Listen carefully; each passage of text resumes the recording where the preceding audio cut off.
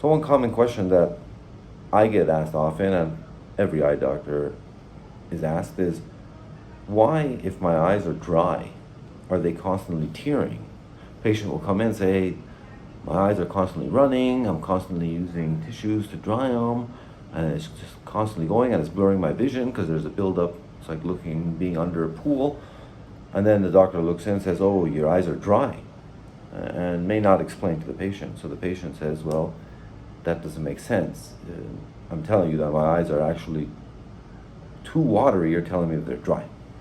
And the answer to that is, in the previous videos, we talked about how your tear film is the main component of dry eye disease, and you need a healthy tear film in order to keep the eye moisturized and see clearly without the symptoms.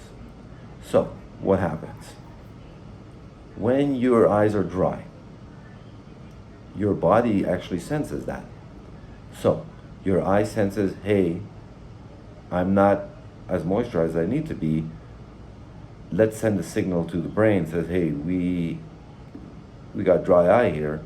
The brain says, okay, sends a signal to the lacrimal gland to start creating tears. Now, if you remember, the lacrimal gland is the gland that creates the middle part of the tear, the watery part, but it does not do anything for the oily part or the mucus part. It just creates the watery part.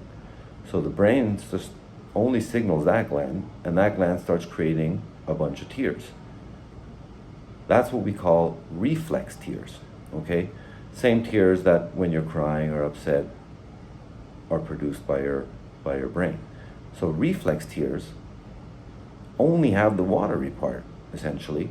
They don't have the oil, they don't have the mucus, therefore they evaporate quickly, they don't adhere to the eye, they essentially don't do what they need to do. And the analogy I tell my patients is, I'm sure everyone has experienced having dry skin. When you have really dry skin and you just go put water on it, what happens? Makes the dry skin worse, actually. Putting water on it dries it out even more. You need to actually put lotion or moisturizer on in order to lock in the moisture. The eye is no different. So those reflex tears don't do anything. In fact, they make things worse.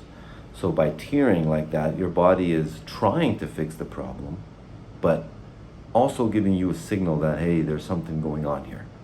So that's why people tear when they have dry eyes, and that's why those tears don't do anything to fix the dry eyes. In fact, they create more problems because your vision's blurry, because it's watery, you're constantly drying, it's inconvenient. That's when you gotta go and get dry eye treatment using teardrops, lid hygiene. You need to see where the problem is and fix that. And then once that happens, the eye will signal to the brain, okay, no longer dry, and the brain will stop creating those reflex tears, and the running down the eye will stop.